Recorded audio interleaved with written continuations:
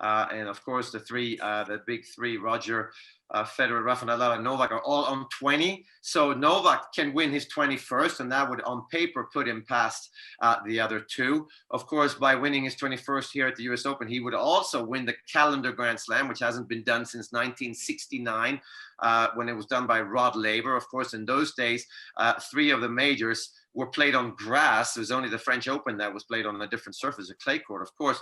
Now, Rod Laver won it in 1962 as well, which is why he's always in the mix of talking about the greatest player of all time. He was not allowed to play 1960 through 1967. He won another three in 1968, and then, of course, the four again, like I said. So Rod Laver really would have been up there with sort of 20, 25 Grand Slams, but we can't go there. So I think the head-to-head as well is important. Novak Djokovic has a positive head-to-head against both Rafa and Roger.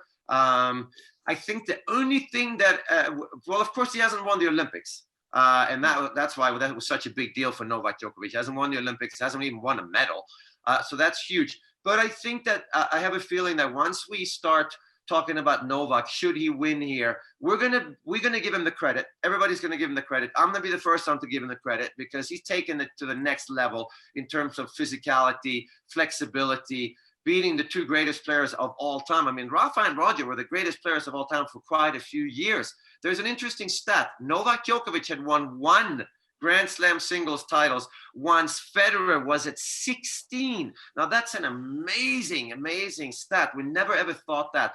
But going back to it, I think the world is going to be very quick to say Novak is the greatest of all times